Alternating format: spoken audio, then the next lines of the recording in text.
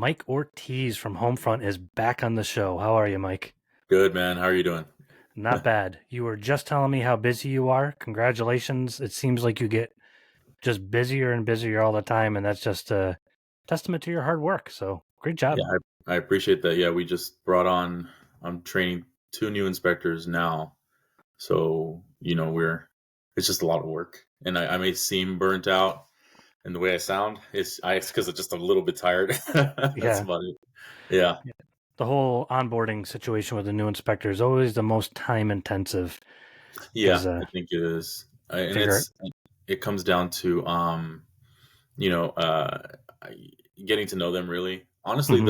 the actual ride-alongs and the training and all that's easy. It's the getting to know their personality part, which is so much more important. You would think that everything else is, but everything else is easy. Anybody can learn it. It's just if you do it the way I need you to do it. That's the only thing that matters. Yeah. Well, that's Yeah, good. And your success in the industry is based on a lot of skills that you have honed over the years. And today you're willing to share more with us. And today we're going to talk about this is a theme that you brought up to us, creating a better customer experience. yeah, that's a And big one. it is a big one, right? It's Uh, you huge. know, when you brought it up actually earlier today, I was even thinking about it. I'm like, I had a really bad experience with a company recently, Mhm. but in my head, I'm just like, man, that company was awesome because I had good customer service. Bad Yeah, product, good customer service. And it was funny how it just got completely turned around in my mind to a good experience. And then obviously, we've all probably had the reverse of that decent product, good meal, um, great tires on our car, whatever the service is. But yeah, then if it's garbage customer service or even just not great customer service, it leaves a bad taste in our mouth. yeah, So, big time.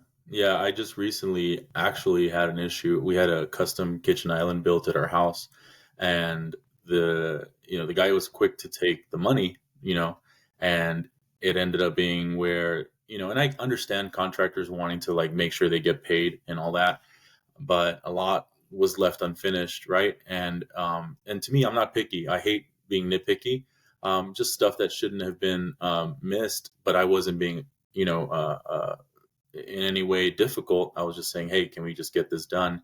And the quality of workmanship was not what I expected. So instead of becoming an issue and saying my experience was really bad, so I just said, you know what, I'll just deal with it. I'll fix it myself. I'll figure it out. Thank you. Here's your freaking $12,000, and just please just go get out of my house. And my thoughts, and I don't know if they think this at all, but now I'm not going to refer that company. mhm. I'm never going to use them again. The amount of money, yeah, they got that $10,000, $12,000 really fast, but the amount of money they just lost by not dealing with me on a professional level, they won't know because my connections in the area and the neighborhoods and everything, the networking I've done, it would have opened up a lot for them, unfortunately. And I hate that, and then I always think like that myself, like, hey, treat every customer that same way. And we deal with nightmare customers all the time. Yeah, and that's a good point. We never know the business that we lose. There's a lot of Exactly. us walking around saying, I give customer service, I write a report, they get it same day. That's not creating an experience for them. And I've heard one guy say, he goes, I'm not here to create an experience, I'm here to inspect the house. Yeah. I'm like, well, yeah, but that's not what they're expecting. They want to feel taken care of, they want to feel warm and fuzzy, they want to understand things, they want to feel like you care about them. And that Yeah. happens through a lot of micro interactions. Yeah. Big And time.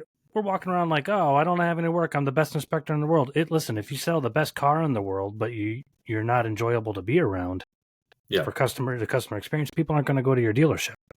Yeah, and I think a big thing, there's a couple of layers to it too. And again, I want to preface this by saying that I am where I am because of a ton of mistakes that I've made. So Hmm. whenever I speak about how we're doing now, just know that it's because of 389, mistakes that I've already made. So when I speak about my success or the success of our company, I don't intend it to be in a bragging way. It's because I know how much we've done to get to where we are. So, in regards to where we are now, and the experiences we've had with our customers, so the people that we interact with the most are the customers, so the sellers, the buyers, and the real estate agents, right? And so those are the three main ones that we interact with. As you go, even as a solo inspector, as you gain a reputation, like we have in our area, then you have more control over how you can react with people, because everybody's used to the tire kickers checking the price and calling and saying, can you beat this price? Can you do that? And now we're in a comfortable position to say, not no, but to kind of back up our pricing.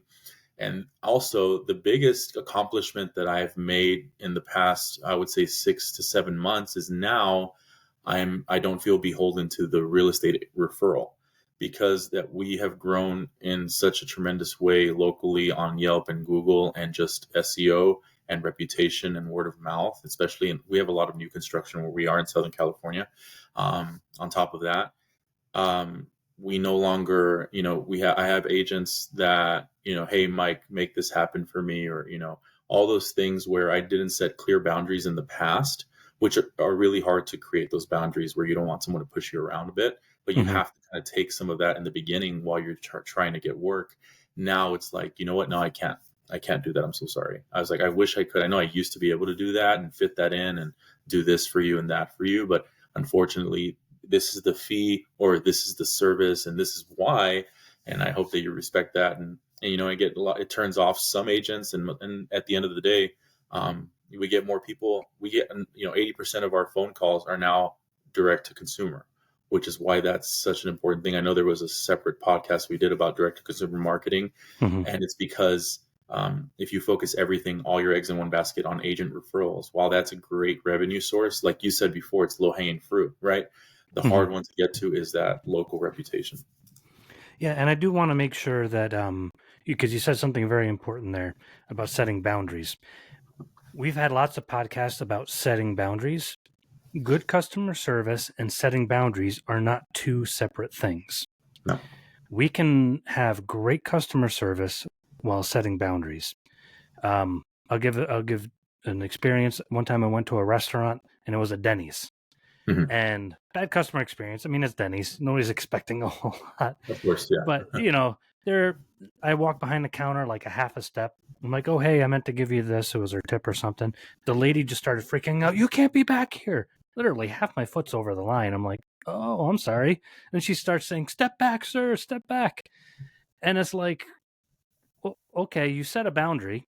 Yeah. But that wasn't really a good way to go about it. We can still have good customer service and set a boundary. I'll save you the other story. That kind of No does worries. it. But Mike, starting from the beginning, while keeping boundaries, what are some ways that you have found through your mistakes and triumphs to have a good customer experience at any point in our interaction with our clients? Yeah. And also, from the beginning, I think that anyone listening, I understand that if your main goal for this podcast is because you want to figure out a better way to make more money, get more inspections and all that, stay into the podcast, because I know how the thought process works. Like, okay, this episode's not going to make me any money. I don't really care about customer service. It's very key to making Mm-hmm. more and to making good quality money, and especially after the inspection. Because if you're doing if you're going to start ramping up and you're going to get clients coming to you, you have no idea how much good customer service and a good experience will kind of not help, but it'll drive people to want to refer you, to want to brag about having used you and things like that. So right now, listening to this won't get you that next inspection. What it will do is that when you get that next inspection, it'll create more value in that inspection for you and your clients. So that's the key, is starting off thinking that way. So I know a lot of us get tired, mentally and physically tired of inspecting and just the long drawn out process of doing it properly. So if you're doing it right, you should be tired mentally. If Mm-hmm. you're just taking a bunch of pictures and leaving and then figuring it out at home, then yeah, that's the wrong way of doing it. So the way it starts is from the beginning, especially if you're doing like advertising or on Google or all that, people are going to call, and that they only want to know two things. Are you a home inspection company? How much do you charge? And I love how they ask, and they just don't say, like, it could be any size house, doesn't matter how much you charge. Mm-hmm. It's like, okay, well, hi, I just need to know the square footage of the house and any kind of ADUs or pools or extra services you might want. Because for the standard inspection, it's going to be 400, 500, $600, and then everything else ancillary. And the way you explain it is, you're gonna have two types of people you rent to. It's like, oh, okay, yeah, of course. When can we get you? When can we schedule? And you try to make it very, especially because I started off small by myself. It's all about that personal. You know what I do? I always tell them all the information, and then this kind of helps me is that nowadays people are okay with this, and I know this because I do it every day. Is it all right with you if I text you at your number all this information as well? Because some of them want to get off the phone. Like, you know what? I'm going to talk to my wife, or I'm going to go ask my realtor if this day works. Because a lot of them are unprepared when they call you. They just want to know the price. So instead of losing that call, it's like, hey, reach back out to me. What you're doing is you're going to go ahead and create a separate line of communication, where a lot of people like us are used to. I mean, me and you texted before this meeting, right? And everybody else in the world pretty much texts each other when they need to get something important off they don't want to call for. We're Mhm. running into that generation that is used to texting. So I say, hey, here's a reminder. Hey, this is Mike. Great speaking with you from Homefront. We quoted you this much. That way I remember the price I quoted, because it's always changing here and there depending on the season and all that. And we have availability this day and that day. Give them 3 spots and then say, let me know when you're ready to schedule. All I need is the buyer's name, email, the address of the home, and then we're good to go. And then we can collect all the other information we need later. And that what that does is that they'll see that text message. They might call other people to price check, but at least you're communicating with them. They don't have to scrounge for your number and try to call you back, and see, oh man, I forgot which one I called, who it was. They'll have a text from you. And most inspectors that are out in the field, they're going to be like, oh, they'll call back, and they'll just hang up and go back to their inspection, what they were doing. Because most of us are answering our phones. I Mhm. unfortunately am still answering the bulk of our phone calls, which sucks so much, but it's one of those things that I just have not figured out a good way to delegate. And again, I'm still failing even as I'm succeeding now. I'm failing at delegating a lot of things right now, and I have to work on that. But yeah, the beginning starts off with a very personal, good intro.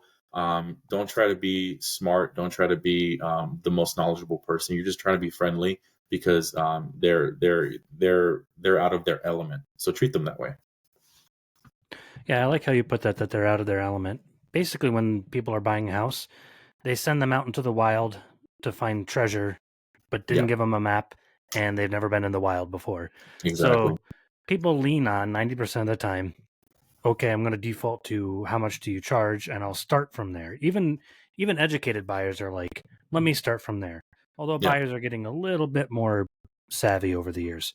yeah. The I do like the follow up, and I have mentioned that to other home inspectors before. We become very reactionary um, when we have a lead. Mhm. So most of our marketing and everything is going to be no click marketing, top of mind marketing, making sure that we have a good reputation, etc. Then when we finally have a physical actual lead, we're like, oh good, they called, let's see where it ends up. It's like, no, I mean, not aggressively. Like, you should Yeah, never send a text and say, hey, you only have 3 days. I can only hold that price. Somebody else, schedule's filling up like crazy. I can't fit you in. yeah, Oh, just send a nice, polite text message. And when my dentist does that, like, even after I have, like, if I get a filling or have an appointment, and do I know that it's some secretary or somebody sitting behind a desk that's even automating it? Maybe, but it made me feel warm inside. Like, I'm like, yeah, oh, that's nice. They checked on yeah. me. Of you course. know, People want to feel cared for more and more. That's what most people say. I want to feel cared for. Hmm. And from the beginning, that works. So after Yeah, you send that, how do you continue the good customer experience? yeah. So after that point, then they might have more questions. I think the one I get the most is like, what do you guys cover? What do you do? Hmm. And I'm just so used to hearing that. It's on like roof, walls, floors, ceilings, windows, plumbing, electrical, until I just say all the things so that they don't have a question at the end of it. They're like, oh, okay. Yeah. And do you guys do thermal imaging? And then there's people that, and here's the thing, this is where patience comes in key. I had a conversation with someone. It was a 40-minute conversation to get Mm. a condo inspection, but it was an 89-year-old client who just had to tell me the entire story of why they're getting this condo. So in my mind, I said, I have to do this inspection, because if I send one of my guys, I already lost money, because I've already used up 40 minutes of my time with this client. I might as well be the one that shows up.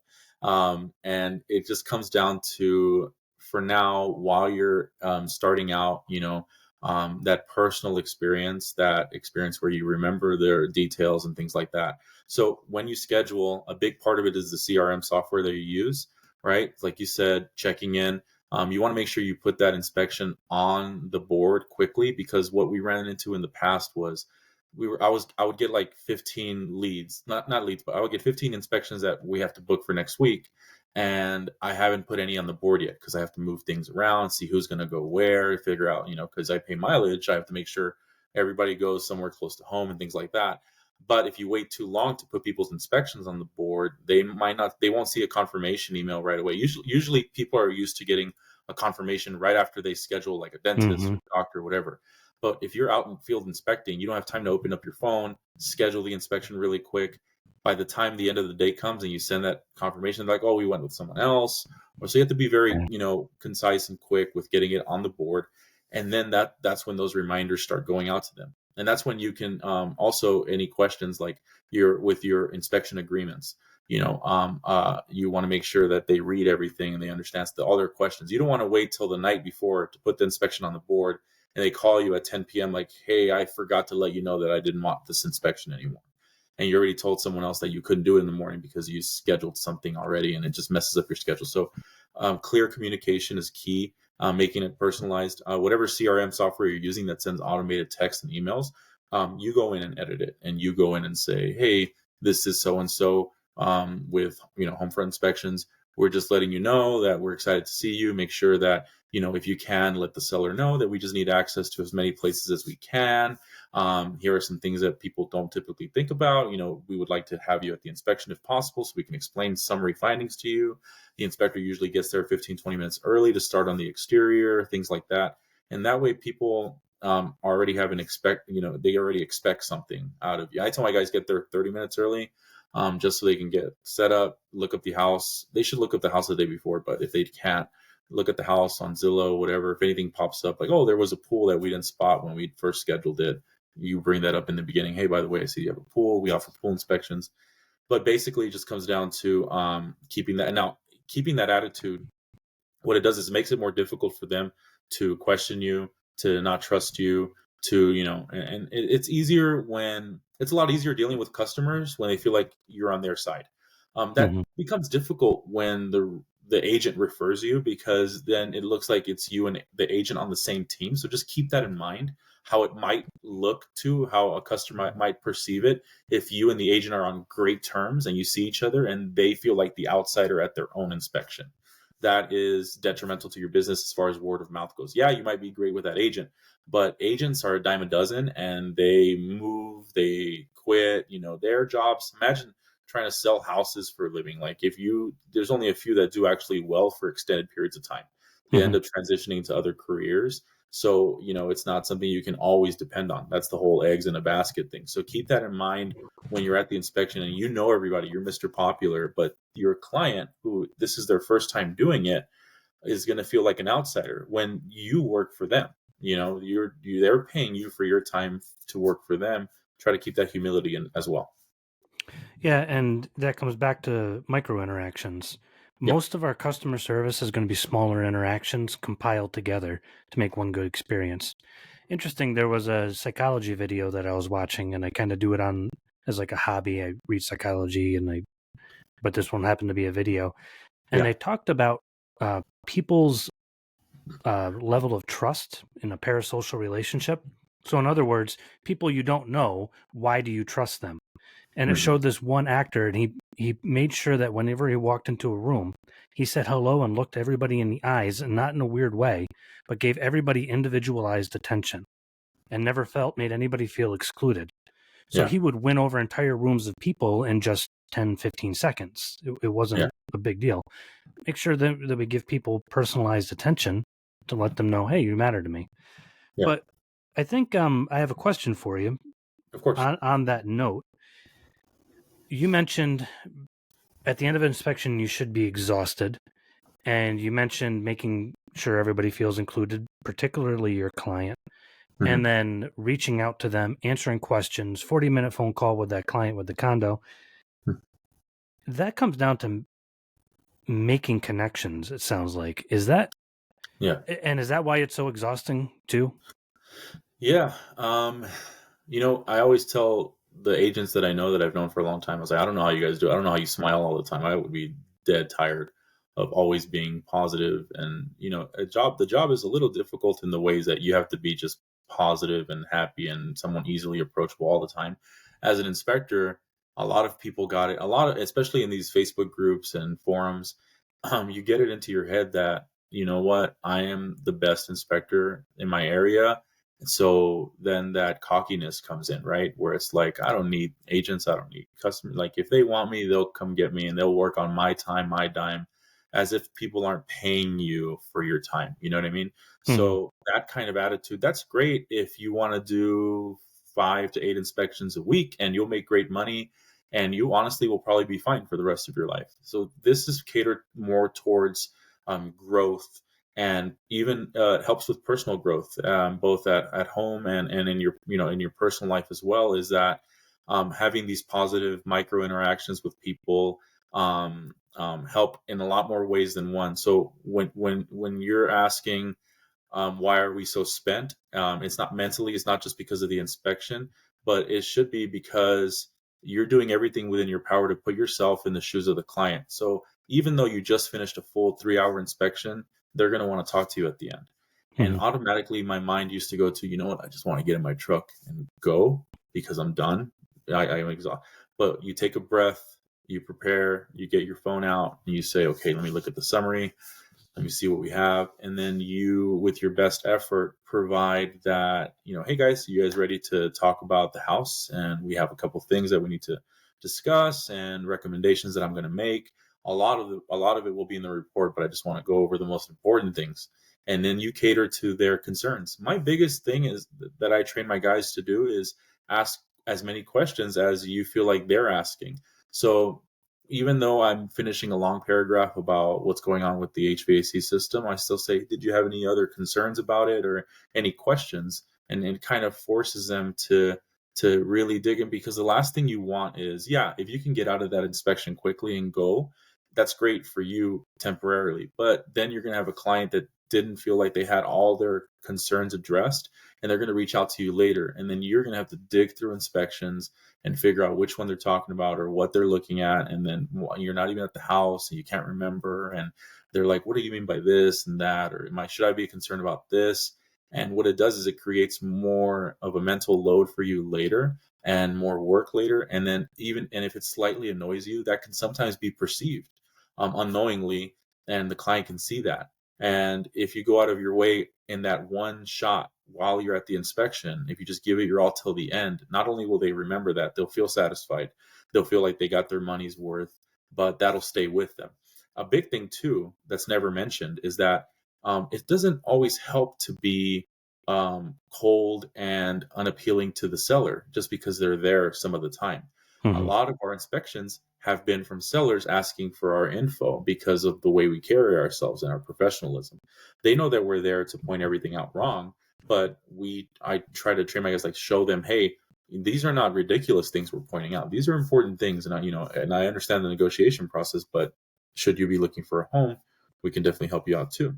And people call us and say, you did an inspection on my house and I've had to pay out the butt, to fix these things, but I want you on my side now. I want to use that, because I saw that you've looked everywhere. You were inside, outside, all over the roof, in the attic, and it's everybody in the room. And then the agent now, again, that I'm in the position that I'm in now, is not as important. They are there to help facilitate the inspection for their client, but that's pretty much it. In no way, and then they're there for the R&Rs to do the request for repairs.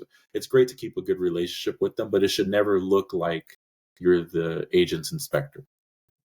Yeah, and that's fantastic information. And I like the part you brought up about the sellers too, because now we've moved from before the inspection with customer service to now we're in the weeds of it.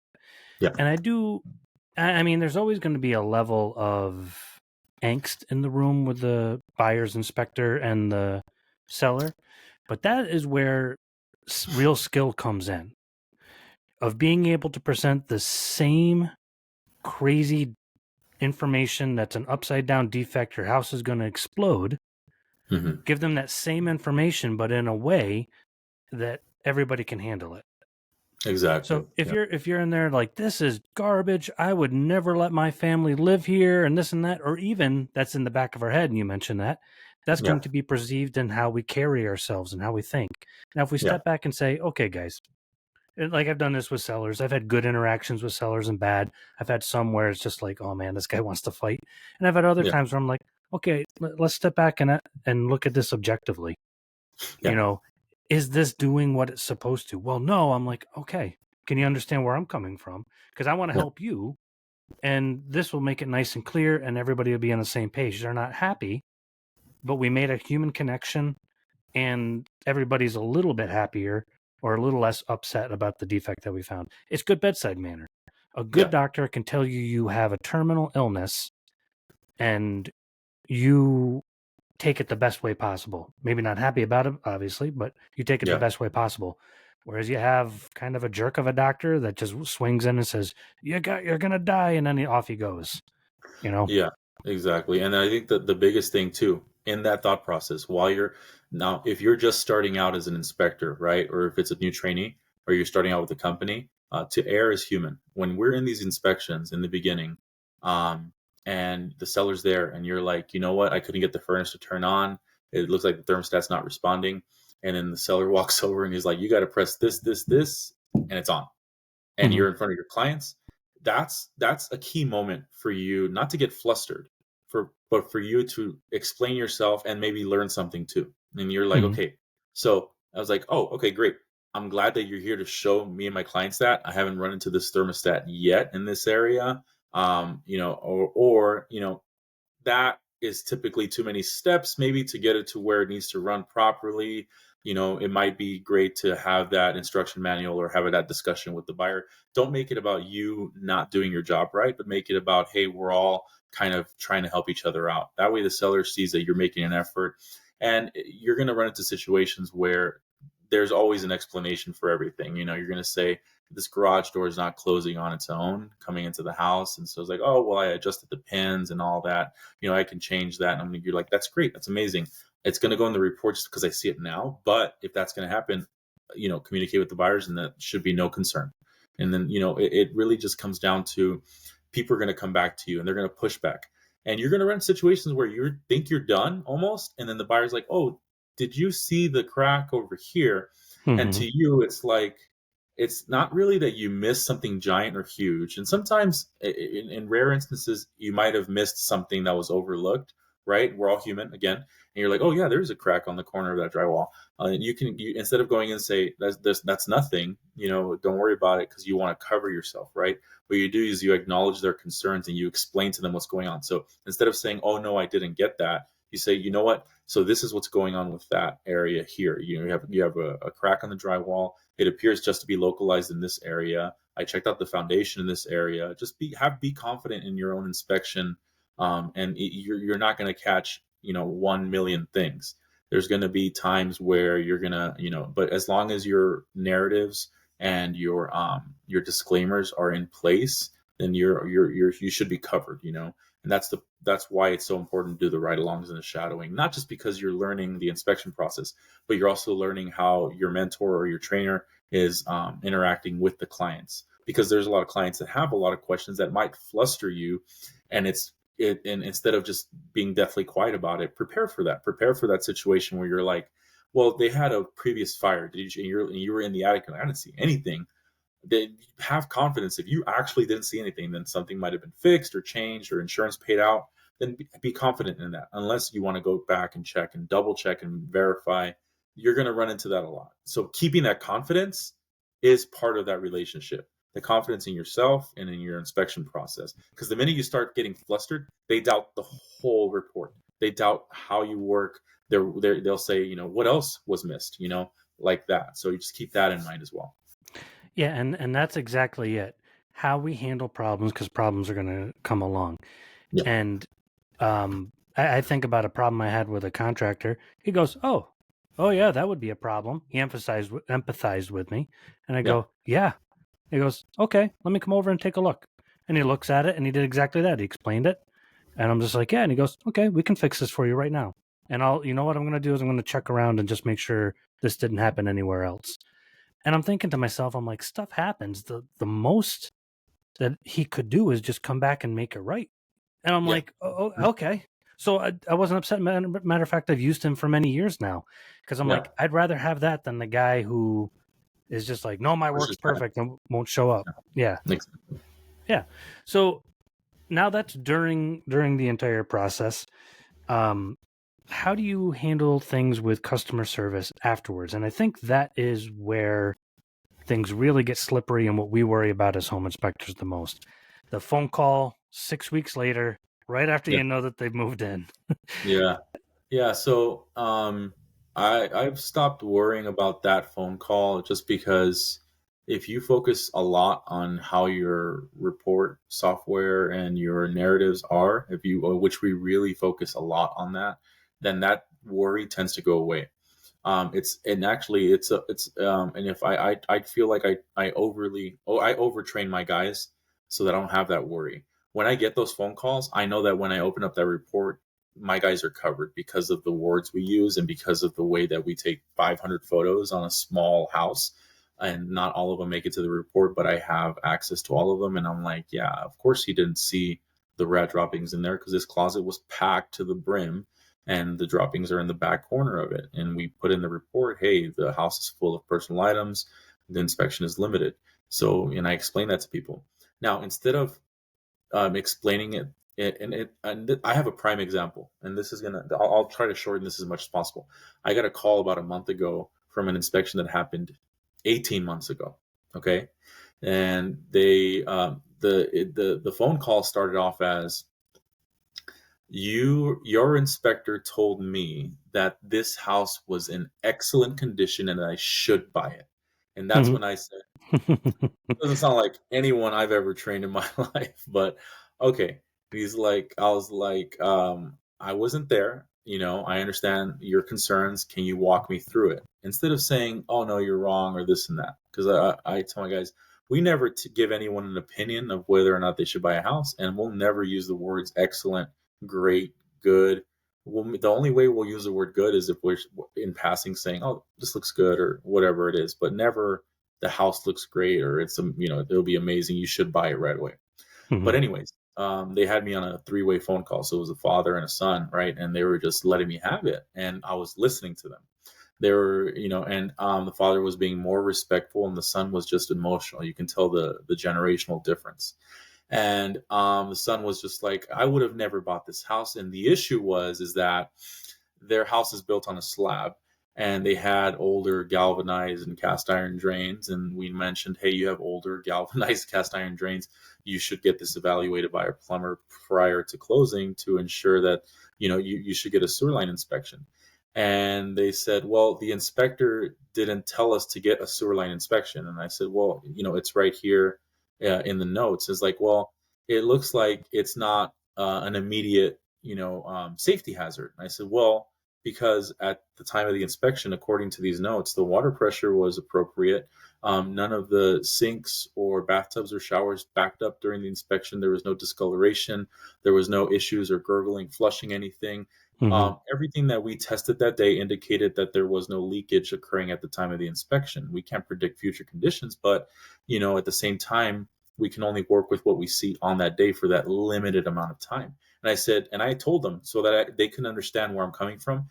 I said, you were there that day, correct? And on that day, did you see any evidence of sewage backup or any leaking on the?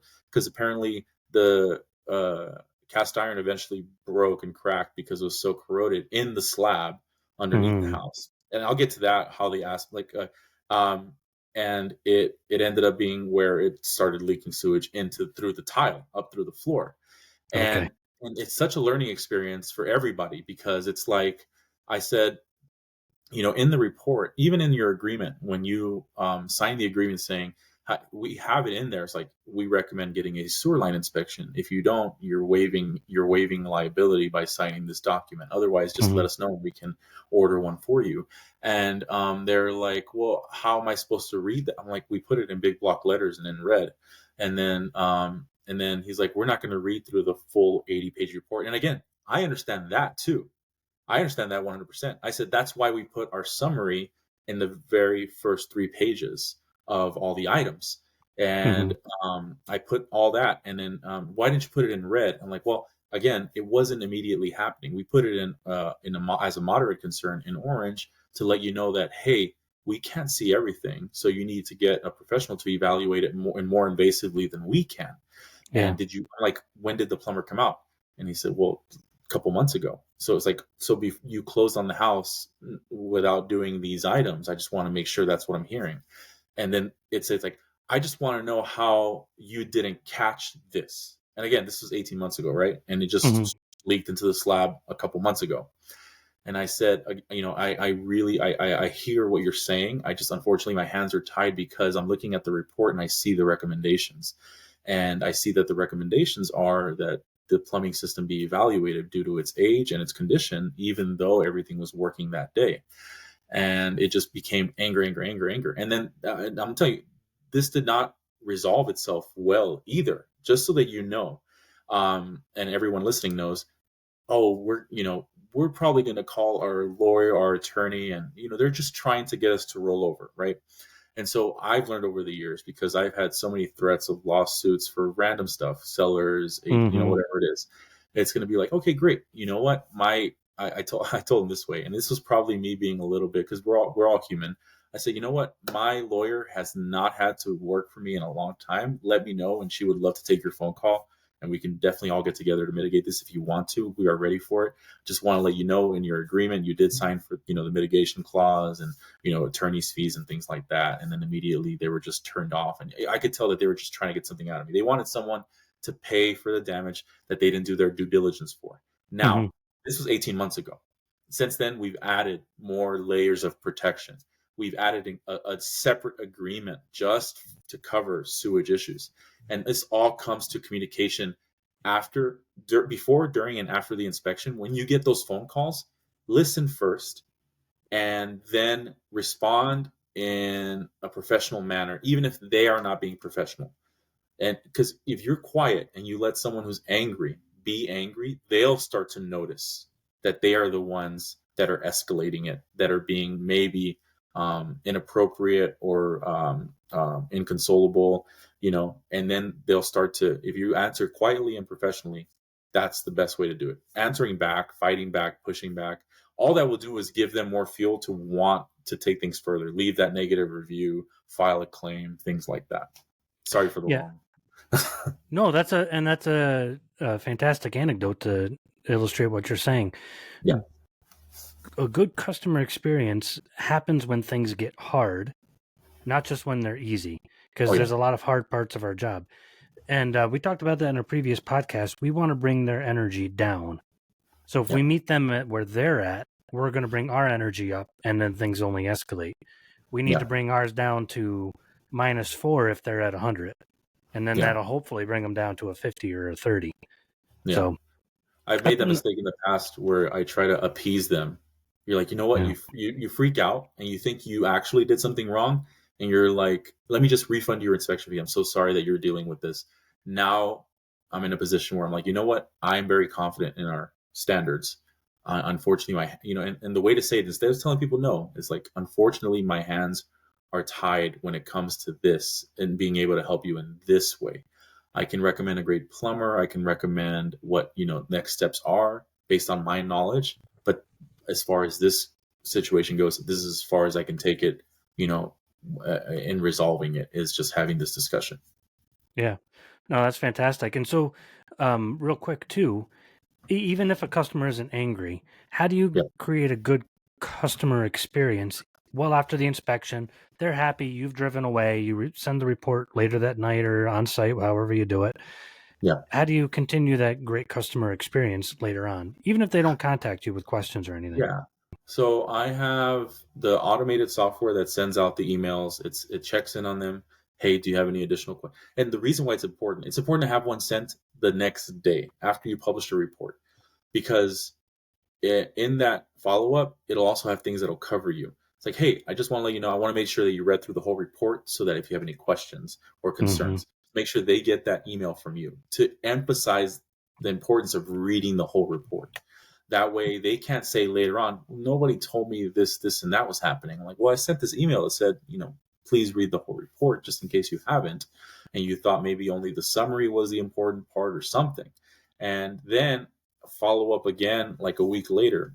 Thank you so much for using us. Again, even though we're your inspectors for the day, we're your consultants for life. And you know why it's such an important thing to say? I always tell people, for the length of your life, I will be your consultant on this home inspection, on this one document.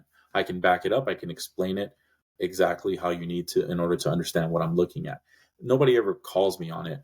Maybe once a year, someone will call me like months later and asking me questions, but no one ever tests that, oh yeah, in 3 years, I'm going to call Mike and figure out what's going on with this report. Yeah. So you offer them that because it gives them a sense of value and like, okay, yeah, we're really important and we're getting great value by having Mike as our home consultant for an extended period of time. We don't offer warranties, and I know that's a big, I've always looked at it as a gimmick myself, because I say, when they ask me, do you offer a warranty? I'm like, well, no, we do a really great job. I Hmm. was like, we're not concerned about anything. If something is wrong, we will address it and we will remedy any situation we need to, but our reputation is our guarantee, and we don't feel the need to offer a warranty because of that reason. And that's really just one of those things that gives them either a sense of comfort and trust in you, is that, hey, we know what we're doing, and if you're comfortable doing that, I suggest doing that. But and then after that week, email or text, and again, texts are important. I don't read my emails unless it's like a coupon for something I like. You know what I mean?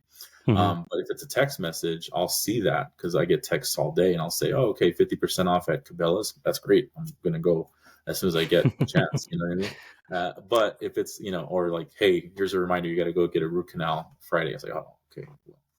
you know Yeah. it's I'll read them still though. And if it's about your home inspection, yeah, people are still moving. Sometimes people don't move until a month in, 2 months in, they're moving out of state or something, so just keep that in mind. And then after like 3 or 4 emails, that's pretty much it.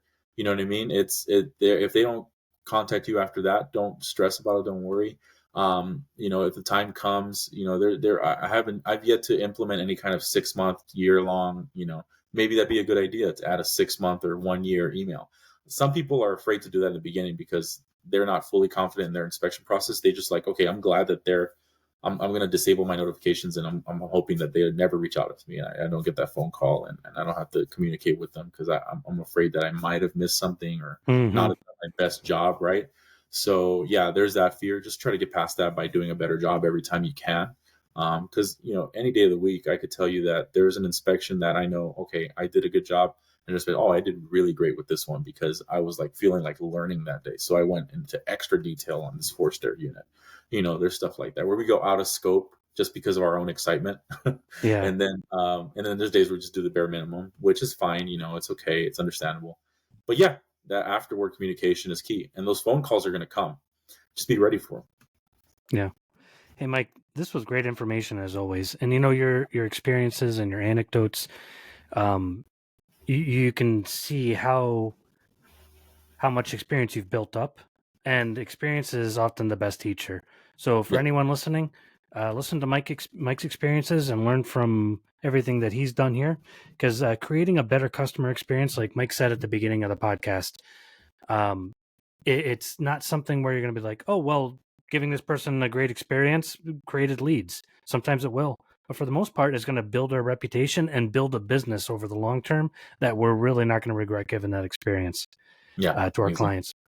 But Mike, thank you so much. I know you're a busy guy taking your time to be on the podcast. No I'm worries, always man. excited when you're on. Yeah, thank you, and I appreciate it. And then, just as a closing note, right now as it stands, I know that when you do those market outlooks, it's a lot of East Coast talk, right? If you're in Mhm. the West Coast in this area, a lot of new construction. Get up to date with codes. People love seeing the value. I've been seeing, I mean, elephant in the room is the expectations that inspectors have now with new construction homes. There are inspectors on social media that make it seem like we're going to go and like, test every nook and cranny, which ideally that's what anybody expects. Because of that expectation, I recommend everyone, amp up their training and familiarize themselves with their local codes and AHJs and things like that. especially their inspectors if you have multi-inspector, only because it'll only help. It won't hurt. If you're serious about this career, adding more to that while still maintaining that you're making recommendations, it's part of customer service as well, is showing that, hey, you recognize that they expect something of you.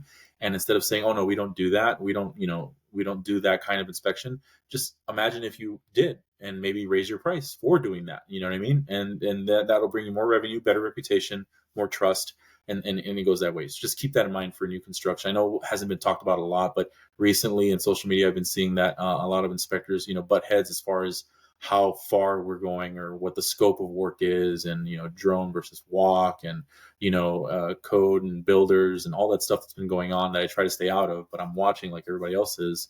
It's important to the buyers because they're not in our field, so they don't understand. Again, they're out of their element. So give them that benefit of the doubt that, hey, I didn't know that you don't do this or don't do that. Tell them, and then that way they'll trust you more. And then if you want to make it a service to add on, make it a service to add on. Great info. Yeah, thank you for that, Yeah, Mike. Appreciate it. of course. All right. Awesome. Thank you Yeah. much. Thanks. Talk Bye. soon.